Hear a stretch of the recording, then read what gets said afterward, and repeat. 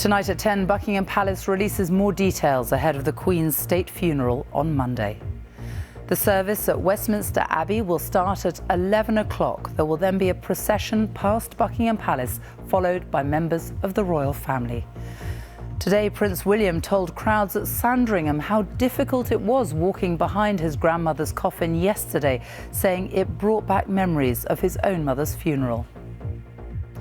The crowds keep coming to file past the Queen's coffin. The queue is now almost 5 miles long, a 9-hour wait to reach Westminster Hall.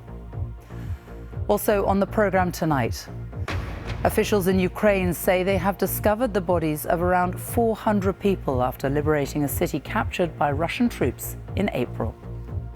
This was a residential building, a place where civilians were living, and it was ripped apart by an airstrike. The centre of the building is completely gone. The billionaire boss of the outdoor fashion brand Patagonia has given away his company. He says future profits must be used to fight climate change. Game, set and match. And it is game, set and match for the tennis legend Roger Federer as he announces he's retiring at the age of 41. And stay with us here on BBC News, where we will bring you continuing coverage of events plus analysis from our team of correspondents in the UK and around the world.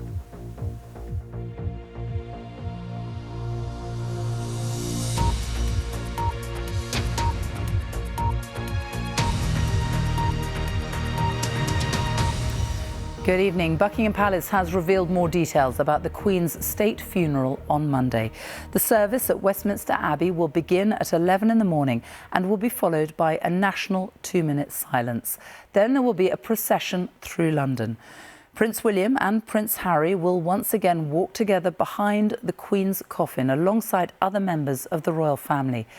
Today, Prince William told well-wishers at Sandringham how difficult walking behind his grandmother's coffin had been, saying it brought back memories of his mother Diana's funeral 25 years ago.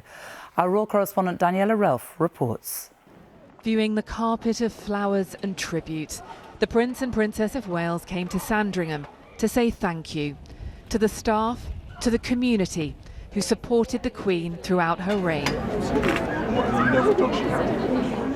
It was an emotional return to the Norfolk estate, a chance to chat and reflect on events of the past week. The Prince of Wales was asked about walking behind his grandmother's coffin to Westminster Hall yesterday. Doing the walk yesterday was challenging. That's back to memories. Challenging, it brought back memories, he said. The sombre walk from Buckingham Palace alongside Prince Harry, a reminder of when, as a 15-year-old, he walked the same route behind his mother's coffin, the pain of past anguish still keenly felt. William spent many happy Christmases at Sandringham. It was a sanctuary for the royal family, a place they could retreat to.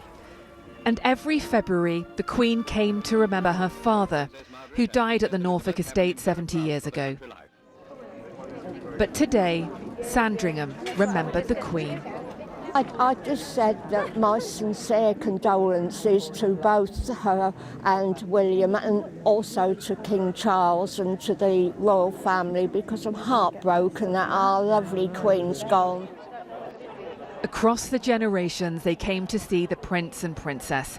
There were lighter moments too, with many filming their exchanges with William and Catherine on their phones. I love he's got his little guardsman t-shirt on. And then Paddington as well. Yeah. I was saying, I think Paddington might have knocked the corgi off the top spot. I'm not sure how they'll take the corgis, won't take that very well. We spoke to William and we spoke to Kate. They both said about his little outfits, how nice they were. They're just really nice and genuine people. To say like thanks for the Queen, everything she's done and all the things they're doing for everyone, it's just so nice. The Prince and Princess of Wales are key to the future of the royal family. They are the younger face of modern monarchy, but their new roles bring added pressure and scrutiny. Today was an official duty, but also a chance to share their sadness with many who viewed the royal family as neighbours. Daniela Relf, BBC News, Sandringham. Well, 2,000 people will gather in Westminster Abbey on Monday morning for the final farewell to Britain's longest reigning monarch. World leaders, prime ministers past and present, and foreign royals will be among those at the service, which will last an hour before the Queen's coffin is taken to Windsor, where she will be laid to rest in St George's Chapel beside the Duke of Edinburgh. Our royal correspondent Nicholas Witchell reports. It rests on the catafalque, a brightly lit coffin which has become the focus of a nation's sadness. Within the ancient walls of Westminster Hall, so many emotions, so many individual expressions of gratitude and respect. Thousands have already filed through. Many tens of thousands more are expected over the weekend. And as the nation mourns, preparations are advancing for Queen Elizabeth's state funeral. On Monday, the first procession will be from the Palace of Westminster to Westminster Abbey. At 10:35, the Queen's coffin will be borne from Westminster Hall. It will be taken in procession via Parliament Square and Broad Sanctuary to the West Gate of Westminster Abbey. It will arrive there at 10:52. In the darkness of the early morning, all the elements are being meticulously rehearsed. The finishing touches to plans drawn up over many years. The procession to the Abbey will be led by the massed pipes and drums of all the Scottish and Irish regiments in the British Army. This is the most visible sign that this is to be a full state funeral, the like of which we haven't seen in Britain since Winston Churchill's in 1965. The state gun carriage will be drawn by 150 Royal Naval ratings rather than by horses. Inside Westminster Abbey will be a congregation of 2,000. Among them, heads of state, including the US President Joe Biden, with heads of government and representatives from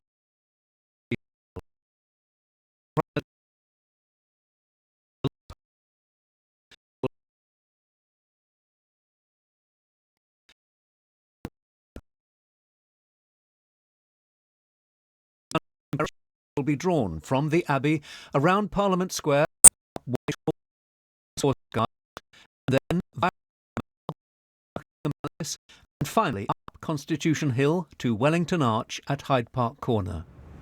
There, under Wellington Arch, the coffin will be transferred from the gun carriage to the state hearse, ready for the journey to Windsor.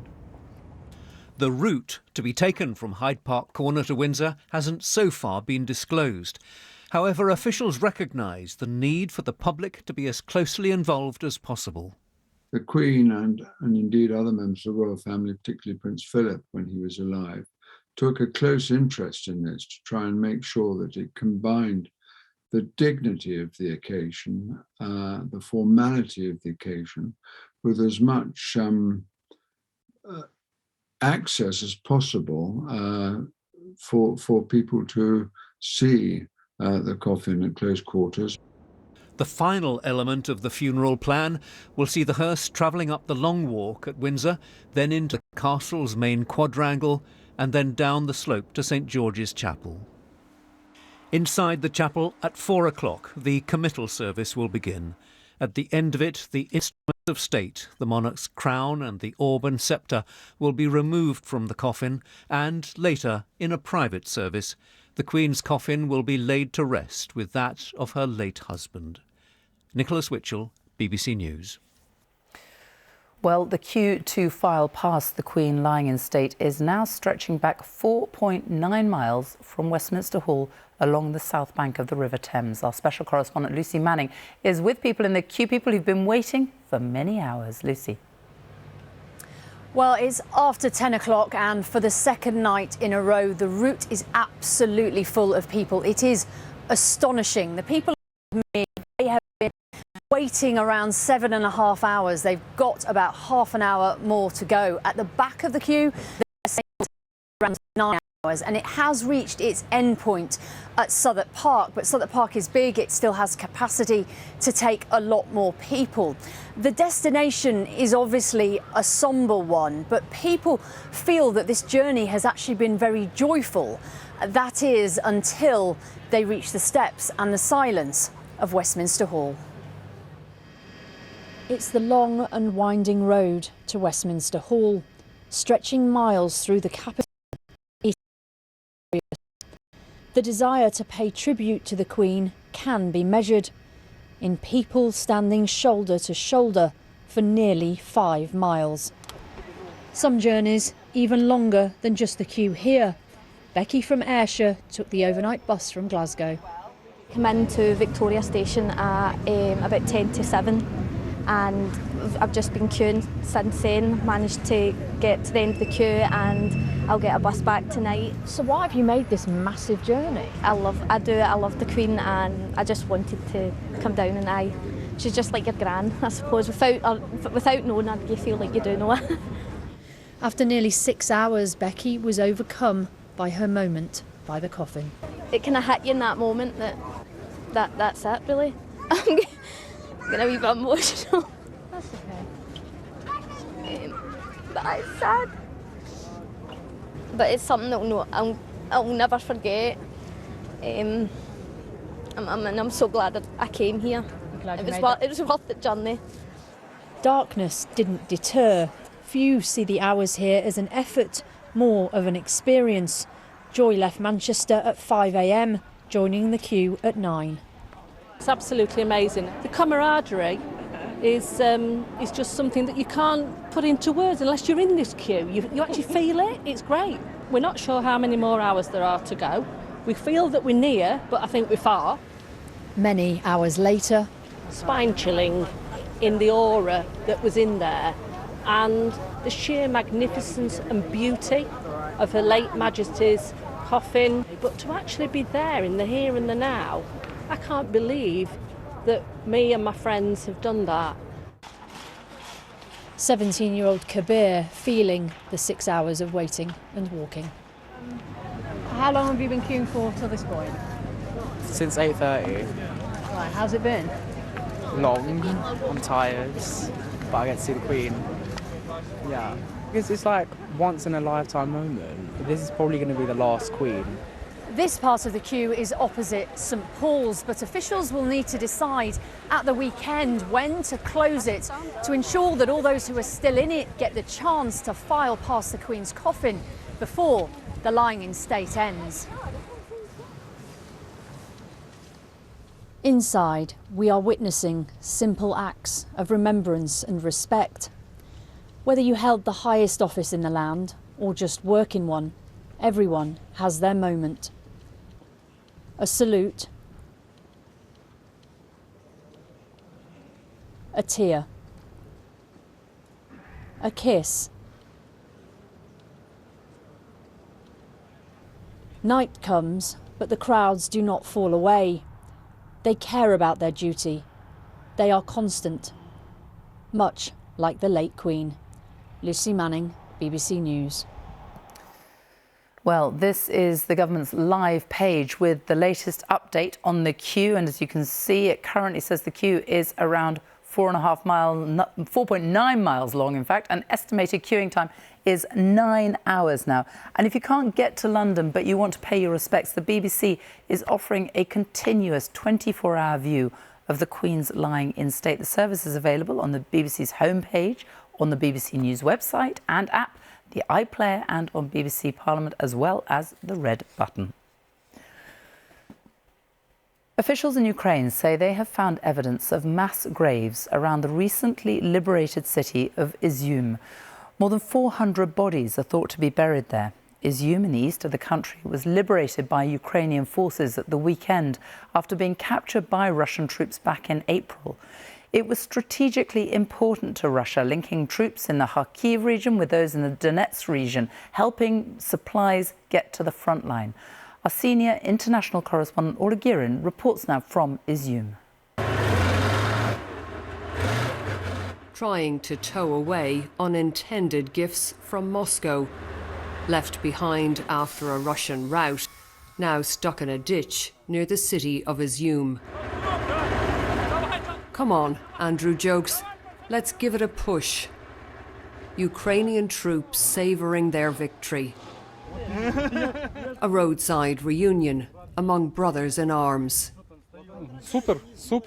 This is super. Ukraine is winning, he tells us. Now we feel strong.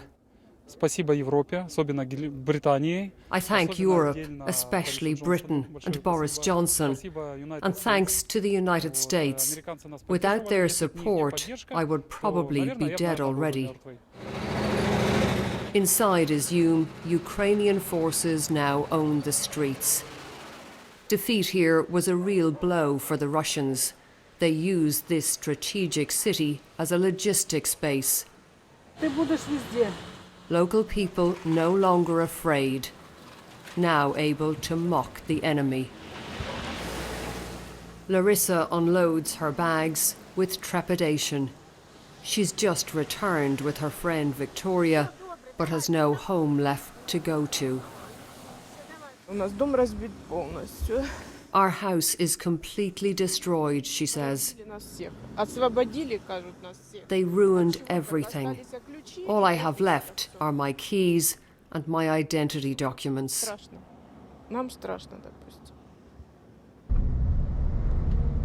For months, this city was bombarded, its people cut off, their stories untold.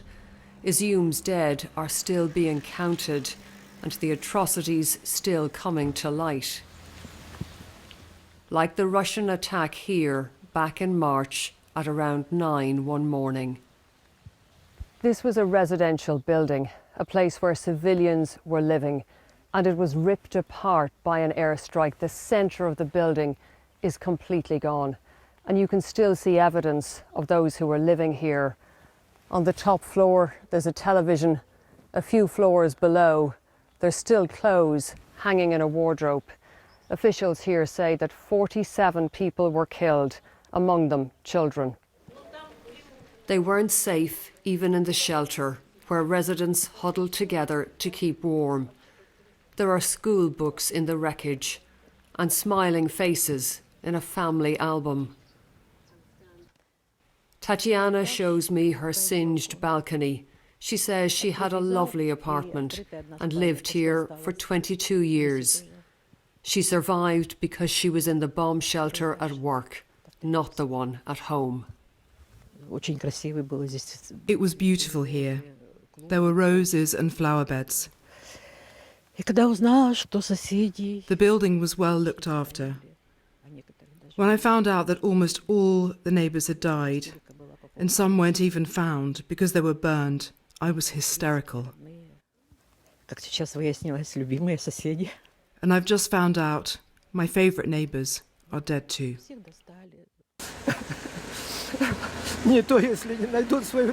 Alexander is also grief-stricken over the death of his son Artur, killed on Monday by a collaborator, he says, just after the Russians were pushed out. In desperation, he's written a long account of the killing, hoping someone will help him get justice.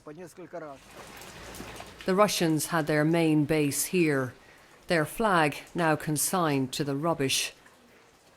Inside, a paper trail, though some documents were hastily torn up. Nearby, we found piles of Ukrainian passports they had confiscated. Outside the building, Ukrainian police grow suspicious of a man who was hanging around. They're still hunting for enemy agents. He's detained for questioning. Police here now say they have found evidence of a mass grave around Izyum, thought to contain more than 400 people. It's unclear how they died, but exhumations are due to begin tomorrow. Orla Guerin, BBC News, Izyum. Well, President Putin has held talks with China's president for the first time since Russia invaded Ukraine. Xi Jinping greeted Vladimir Putin, calling him my old friend. And the Russian president thanked him for what he called China's balanced position on the war. But President Putin did acknowledge that Beijing also has concerns about Russia's invasion.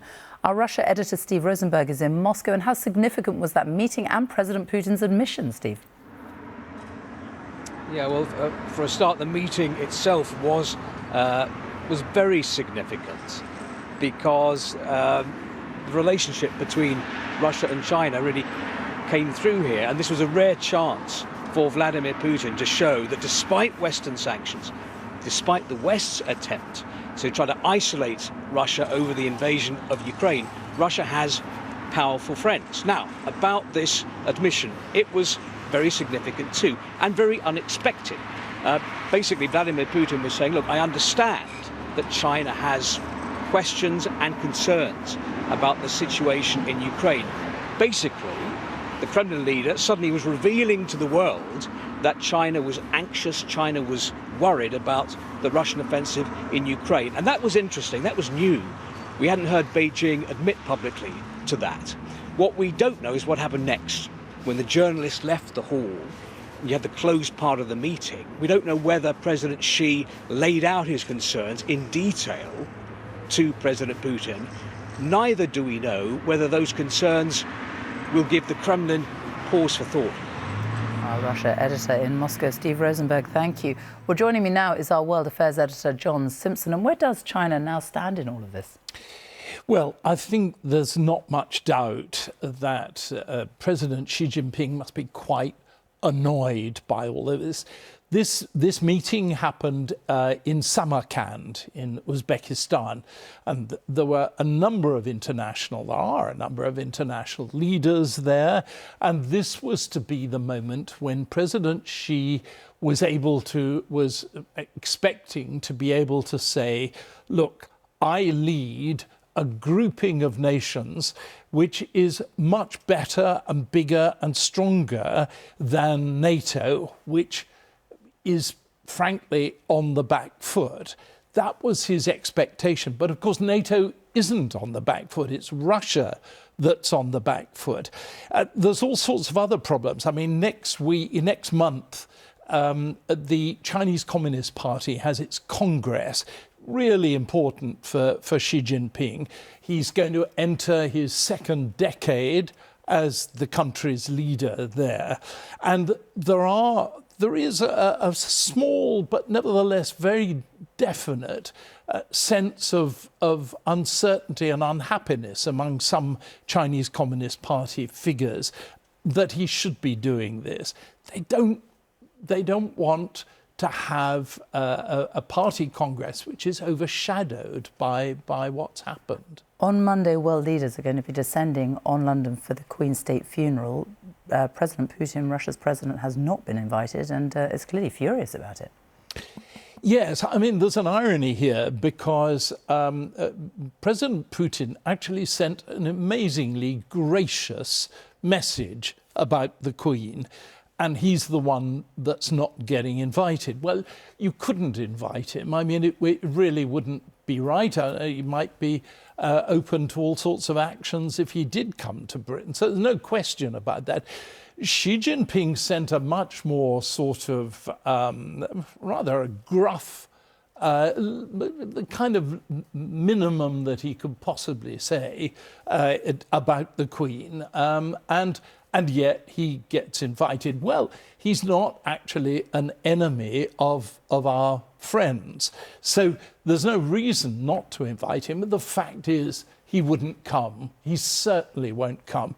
We don't know whether some more junior figure will come, but my guess is that on Monday, the Chinese ambassador will be sitting in the seat that was reserved for President Xi. Our World Affairs editor, John Simpson, thank you. Mourners have worn pink at the funeral of 9-year-old Olivia Pratt-Corbel, the little girl who was shot and killed in Liverpool last month. She died after a gunman chasing another man burst into her home.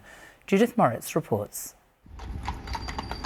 Olivia Pratt-Corbel's coffin was brought past her primary school to the church next door. Yards from where the little girl used to play, her community came together to say goodbye. Cheryl Corbel is still nursing the wrist injury she suffered when trying to stop the gunman who shot her daughter. Somehow she found the strength to give the eulogy. She will never be forgotten. So us and I will never say goodbye. But what I will say is good night, love you, see you in the morning. Mwah. Olivia's school displayed its own tributes to the 9-year-old. So the wishes of the family in church were that everyone wore a splash of pink. So today in school, the children are all wearing a splash of pink. We've got pink hearts in the windows. We've got ribbons on the fence. The Archbishop of Liverpool said that, like the Queen, Olivia had lived life to the fullest. Olivia's life was a life well lived, even though it's a short one, because she brought so much happiness to her immediate family. Olivia was killed when a gunman burst into her home whilst chasing another man.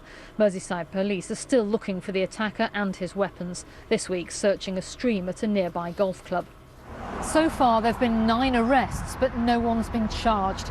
Yesterday, a £50,000 reward was offered for information which leads directly to the conviction of Olivia's killer. Olivia was one of 3 people shot dead in Liverpool within the same week last month. Today, the city's mayor said she hoped justice would be swift and true. Judith Moritz, BBC News, Liverpool.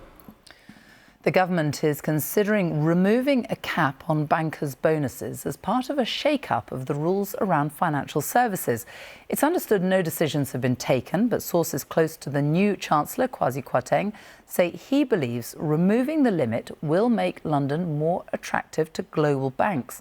Our business editor, Simon Jack, is here, so there's an expectation that this is going to happen. Well, no decisions taken yet, but I think it's a pretty provocative but clear statement of intent about what the Chancellor wants to do. The economic case is that if you make the UK and London in particular more attractive, you'll get more business from places like New York, from Asia, which don't have these caps on bonuses. You get more business, more economic growth, and ultimately more tax. Now, that case is not universally accepted that it'll work. But the political case, of course, is even harder to make at a time lifting the lid on bankers' pay when people are facing a cost of living crisis is going to be very controversial. It has already provoked outrage in many quarters. But it's also one of those things which is a relic of EU law, which was imported when we left the European Union. It's there to be abolished, but I don't think that many people would have think that abolishing bankers' bonus caps would have been top of the list of Brexit dividends, particularly for some people in red wall seats. And meanwhile, there's going to be a mini budget, that's what it's been called, next Friday. Yeah, nothing mini about it in a way. We're expecting to see reverses of the national insurance rise. We're expecting to see a halt in rising corporation tax. That could cost between 30 and 50 billion pounds.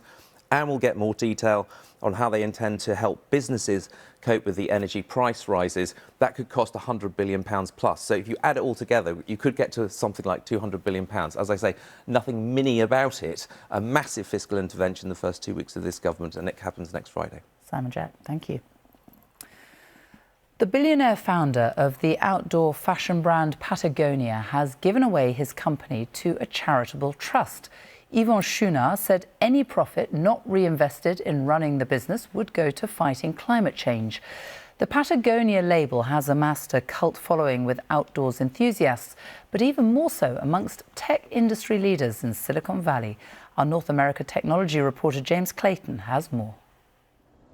Patagonia sells all sorts of different outdoor equipment, but it's this, the Patagonia vest, that has become iconic here in Silicon Valley.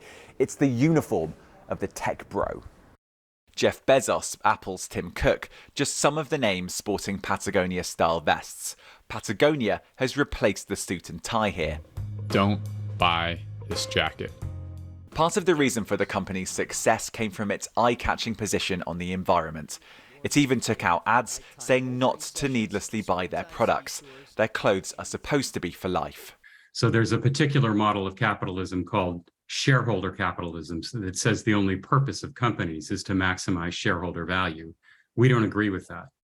The company's founder, a mountain climber at heart, is a passionate environmentalist. Everything that we do as a company to be more responsible turns out to be good for the business. He's now given the company lock, stock and barrel to a charitable trust aiming to protect the environment. In a statement, he said, instead of extracting value from nature and transforming it into wealth for investors, we'll use the wealth Patagonia creates to protect the source of all wealth. But Patagonia items are expensive. This top costs £90, and critics argue that it's easy to be against fast fashion when you can charge so much. The cost of doing it right, meaning that you pay attention to the whole footprint, that's how much water is used, whether dangerous dyes or chemistries are used, and reducing the carbon is a little bit more expensive. But when you actually factor that in over the whole lifetime of a garment, it isn't more expensive. California, home to Patagonia's global headquarters, in recent years has faced particular threats from climate change. Some of the state's biggest ever wildfires have taken place in the last few years, and drought is an ever-present problem. Patagonia thinks there's a way for capitalism and environmentalism to exist equitably. The company now says it wants to focus on climate change and keeping truly wild areas wild. Perhaps it's a model that other companies will follow. James Clayton, BBC News, San Francisco. Now, have a look at this. Researchers have discovered the world's oldest heart. The 380 million-year-old fossil was discovered in Western Australia in the gogo fish, which is one of our earliest evolutionary ancestors. The fossil captures a key moment in evolution that led to the emergence of the heart and other organs in the human body. Here's our science correspondent, Palab Ghosh. This rock contains a heart that's hundreds of millions of years old. It's from a prehistoric creature that lived long before the first dinosaurs walked the earth. The gogo fish. It's the animal humans evolved from. We were all crowded around the computer and recognised that we had a heart and pretty much couldn't believe it, and then decided that it was incredibly exciting. This is a crucial moment in our own evolution, and it shows that the body plan that we have evolved very early on, and we see this for the first time. The fossil was discovered more than 10 years ago in the Kimberley region of Western Australia. In footage shot by the scientists, they record how they found the gogo fish fossils inside the small boulders scattered all across a region that was once a reef teeming with life. We've got a lower jaw there, a beautiful series of branchiostegal rays, perculum, skull roof preserved up here, and beautiful articulated scales right down to the beginning of the tail. These are some of the rocks from Australia that the fish were found in. The scientists cracked them open to see what was inside. You can see a tiny specimen inside this one.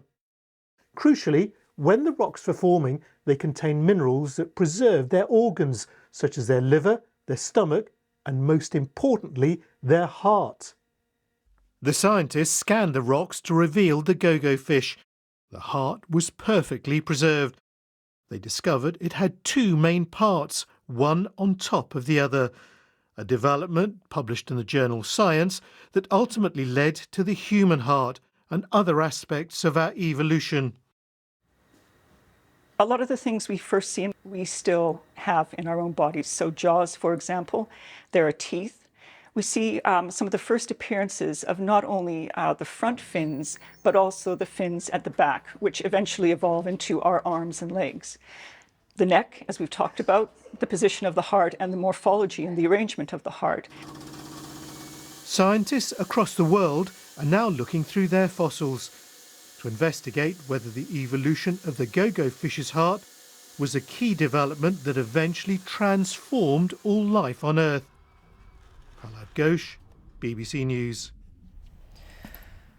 The former Wales rugby union player and broadcaster Eddie Butler has died at the age of 65. He was on a charity trek in Peru on the Inca Trail with his daughter when he passed away in his sleep. The final whistle. The captain, the crowd, the occasion. It has been a brilliant campaign by Wales. Known for his commentary on Welsh games and other internationals for the BBC, he was capped 16 times by his country and toured with the British and Irish Lions to New Zealand in 1983. The BBC's Director General paid tribute to him, calling him a wonderful wordsmith who voiced some of rugby's most vital moments. Eddie Butler, who has died at the age of 65. Roger Federer, one of the most successful tennis players of our time, has announced he is retiring at the age of 41. The 20-time Grand Slam champion, among them a record 8 Wimbledon titles, has been struggling with a knee problem for the last 3 years. Next week, he'll play his last professional match in London. Andy Swiss looks back now on an incredible career. He seemed one of sport's timeless talents. Across more than 2 decades and a fair few hairstyles, Roger Federer turned winning into a way of life. Yeah, and centre match, Federer. But one of the greatest players in history is finally hanging up his racket. Since winning a record 8th Wimbledon title in 2017, Federer's struggled with a knee injury. He's not played competitively this year, posting footage of his rehabilitation online. Hopes were raised by pictures of him back on court, but he announced on social media that after one last event next week, he's retiring. I've worked hard to return to full competitive form, but I also know my body's capacities and limits, and its message to me lately has been clear. I am 41 years old. I've played more than 1,500 matches over 24 years. Tennis has treated me more generously than I ever would have dreamt, and now I must recognize when it is time to end my competitive career. His statistics are staggering. His Wimbledon crown back in 2003, the first of some 20 Grand Slam titles. But it wasn't just what he did, it was the way in which he did it. That style, that elegance, Federer made the extraordinary look effortless. Brilliance, while it seemed barely breaking sweat. I think he was one of the most beautiful tennis players that I've ever witnessed on a court in terms of how he played the sport, the fluidity, the grace, the balletic sort of qualities and artistic qualities that he brought to the game. Perhaps Federer's greatest opponent, Rafael Nadal, also paid tribute. "Dear Roger, my friend and rival," he tweeted, "I wish this day would have never come. It's a sad day for me personally and for sports around the world." And so just weeks after Serena Williams announced her retirement, another legend leaves the stage. Federer's exit from Wimbledon last summer, effectively his final bow, but the achievements will never fade of one of sport's most glittering stars. Andy Swiss, BBC News. Now let's go back to the extraordinary queues along the River Thames in London tonight. These are live pictures. People who are very nearly there. They have reached Westminster after waiting all day, and here is the security area just before they go into Westminster Hall. The queue is now almost 5 miles long. It goes right the way back beyond Tower Bridge to Southwark Park, for anyone who knows that. So, for those who can't queue for that long, disabled people or those with a long-term condition, there is an accessible queuing scheme so they can still pay their respects in person. Our correspondent Sean Dilley has more. The start of the journey. This is where many disabled people are signing up to pay their respects to the Queen. So I suffer from autism, ADHD and Tourette's. Jenny and her family have travelled from Cheshire. It's a visit made possible thanks to this system. I'm a big royalist, so I really wanted. So when I've seen this queue, it was like, we're coming down. We made the decision like yesterday, and that was it. I'm so grateful, very, very grateful. Pam has travelled from Edinburgh to collect her wristband. It's been lovely. We didn't think we were going to be able to do it. I couldn't have done that without this help. So this literally makes the difference to Totally, totally. I'm thrilled to bits that we're going to be able to do it. Jenny, her daughter and retired guide dog Andy have come to pay their respects too. We were told it was going to be hours and hours, so we're very pleased to know there's this access queue, which has cut the time down hugely, I think. From here, people are given a time slot and told where to join the accessible queue. It's taken me just over 10 minutes to walk the half mile from the registration point here to the Palace of Westminster. People from both queues are entering the security points into Westminster Hall, where Her late Majesty is lying in state. Around 2 hours after we first spoke, Jenny and her family have arrived at Westminster Hall. Their progress has been considerably quicker than for those who were able to stand in the main queue. For those who were unable to queue for long periods, appreciation. It was great. Yeah, it was good. It was run smoothly. It's harder for people like us. It's harder for people who are disabled to do it, so it's nice to have that option. Well, actually, it was very good, wasn't it? Out of 10, how inclusive and accessible do you think today was? Definitely 10 out of 10, as far as I'm concerned. It was very moving as well as we were there, you know. Yeah, there were no steps involved and no bridges, you know, things to get. So it was great, yeah, it was really good. It's a system that seems to be running smoothly so far. If it continues this way, it could allow thousands of disabled people who may otherwise miss the opportunity to pay their respects in person. Sean Dilley, BBC News. Well, let's go live now to Chichi Izundu, who has spent the day in the queue and is now, I think, on Lambeth Bridge. Is that correct? Near Westminster. I am indeed on Lambeth Bridge, and I did indeed spend the day in the queue. And I have to say, one of the most outstanding things that was notable was how much laughter there was as people egged each other on as we walked along the Thames, along bridges, pointing out landmarks. It took 8 hours approximately, but the official queue tracker is saying it is 9 hours now, and it is stretching nearly 5 miles back. But I just want to introduce you to some people who've just got to this point in the queue. Tony, Marley and Joanne. How have you guys found it? Because you didn't know each other. No, we didn't know. We met when we first joined the queue. And how have you found walking alongside each other? Oh, brilliant, absolutely brilliant. The banter's been great, very friendly. And so you've got to this point. How's it been? How many hours have you done so far? Just over 5 hours to get here.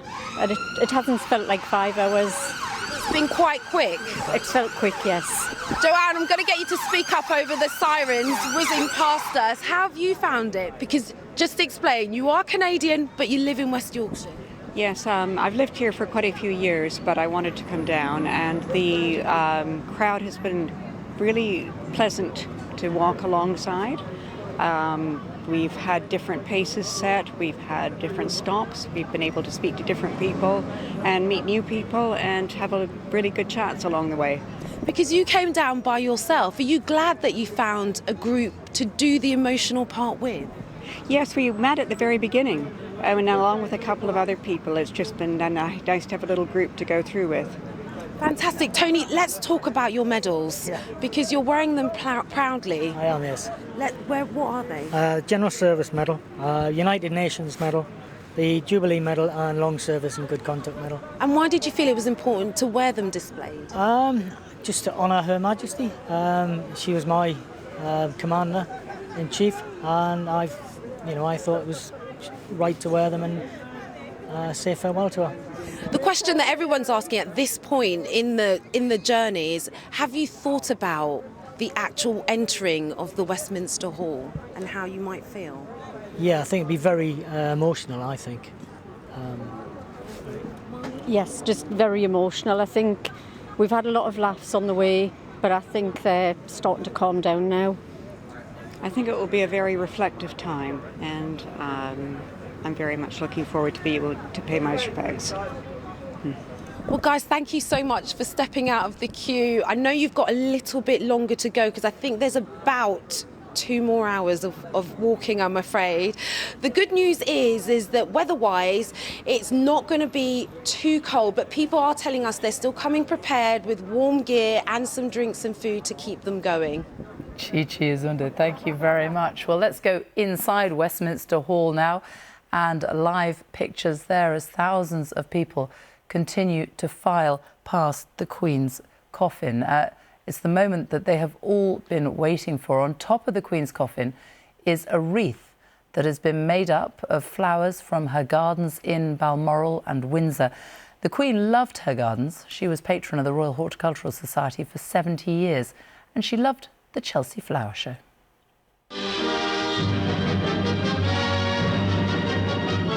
David Bowes-Lyon, the Queen's uncle, escorted her on her preview of the Chelsea Flower Show. The Queen visited the Chelsea Flower Show more than 50 times. She only missed a handful of shows during her long reign. It was one of her favourite fixtures in the calendar, and one that she often took the whole family to. Chelsea was also one of the Queen's last big public appearances in May. She was able to move around the showground thanks to her new buggy, and she clearly enjoyed it.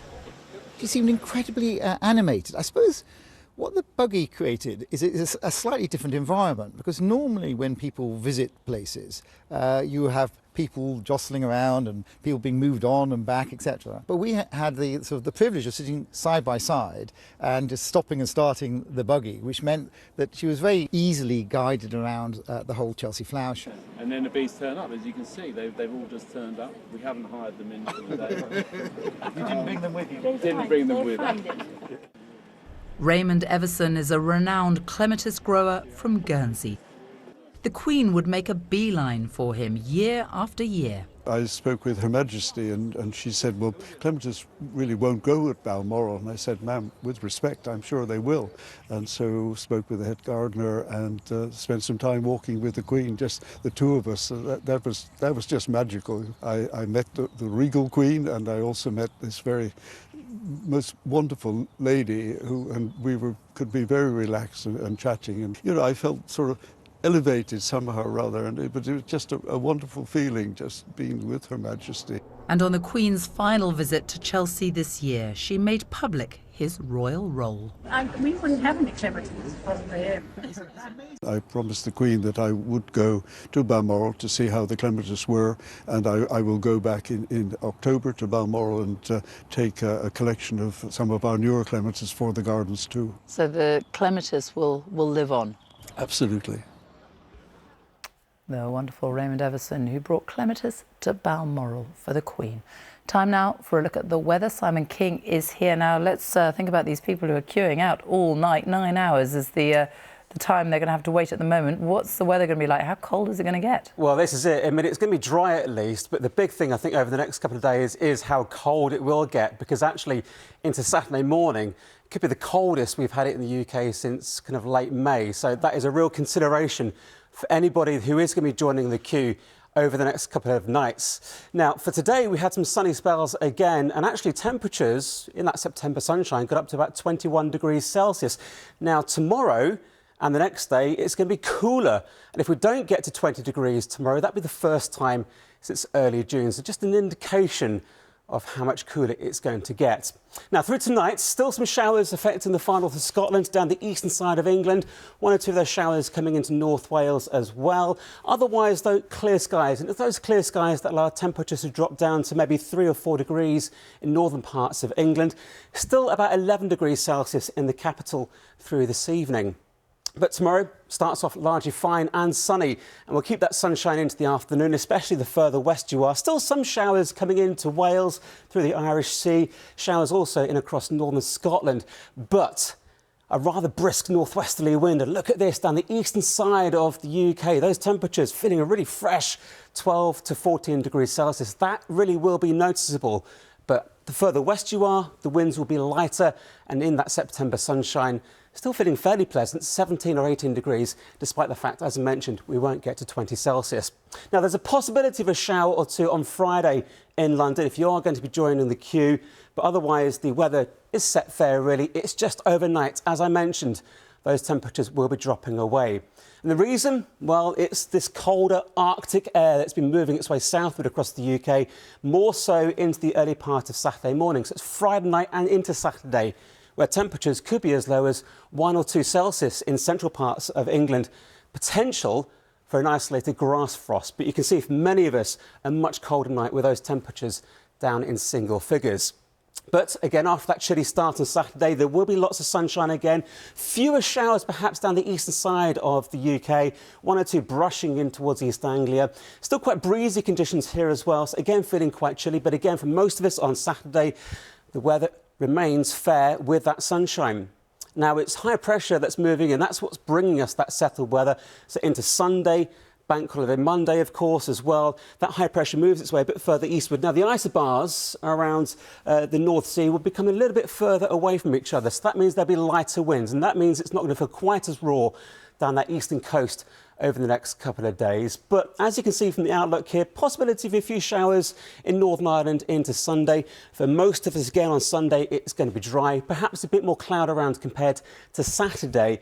By Bank holiday Monday and the Queen's State funeral, again, lots of dry weather around. Temperatures about 13 degrees in the north to 17 in the south. And really the weather remains fair even as we go into next week. Simon, thank you very much. That's it from us. The news continues here on BBC One as we join our colleagues across the nations and regions for the news where you are. Good night.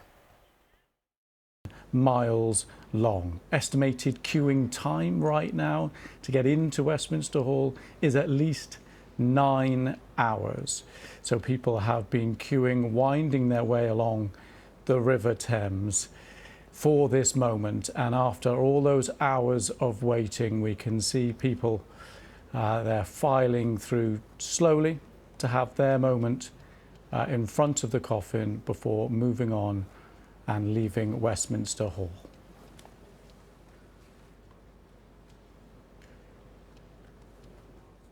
Now, Maori leaders across New Zealand have been paying tribute to Her Majesty the Queen, a respect they say she earned by signing an apology